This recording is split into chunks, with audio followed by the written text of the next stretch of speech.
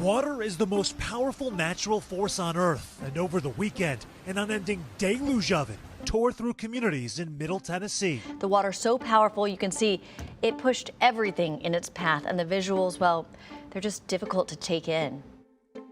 I am a man of principle, and I don't know why that is, but I've always had this feeling that if something doesn't feel right, if I feel like it's breaking the laws of the universe, I can't stand by and let it happen.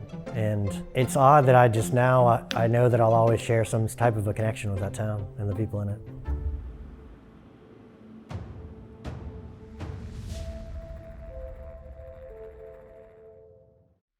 My name is Joel Boyers. I work for Helistar Aviation, and I'm gonna have to say Tennessee's my home. I've been here too long, too many life experiences. So when something happens in your backyard and your neighbor's in trouble, then you help them out.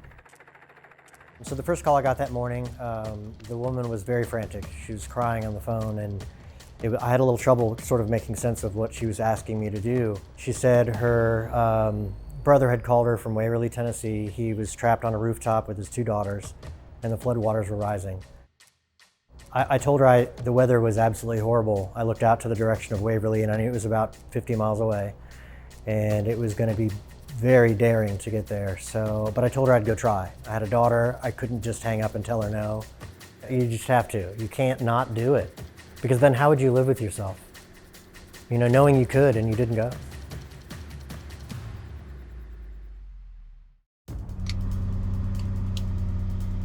Nashville International, that's us.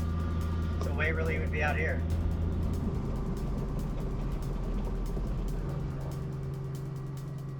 As soon as we got there, I realized it wasn't just one person, it was multiple people. And so I said, okay, let's get to work, start spotting people, and we'll go pick them up. It was pretty sketchy. Visibility was a constant issue. There was about 4 major power line crossings that I had to do, but I just took it very slow.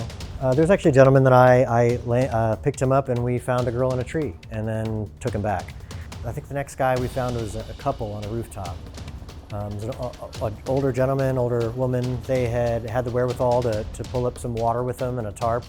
Honestly, I have no idea how the people even climbed up onto their roof, especially since the floodwaters were rising so quickly, but they did. What order they were in after that, I'm not really sure, but there was about 4 or 5 areas.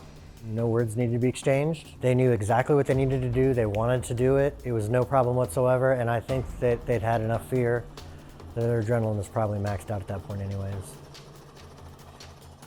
Eventually, we went up and down the whole route, and the very last landing was 4 people on an L-shaped roof, and there was just enough for me to land one skid down and have the upper portion of my rotor blades not hit the other wall.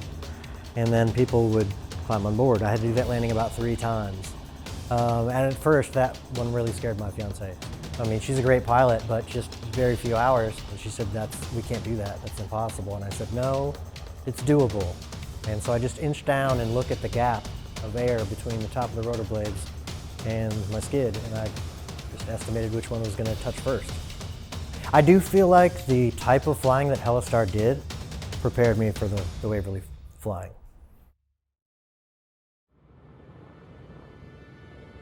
It took some time to digest what had happened throughout the day. I didn't have any emotion until I left. As soon as we cleared out, I busted out in tears. It's kind of surreal, really, and I don't really consider it saving. Relocating, it's easier for me to swallow, so yeah, there were 17 people that we picked up that day. There was one girl, the girl that I picked up from the tree, and it was nice to see her again because I turned and I said, see, I told you everything was going to be okay. I wanted to let her know that, hey, things in life happen like this, but time will pass and everything will be okay.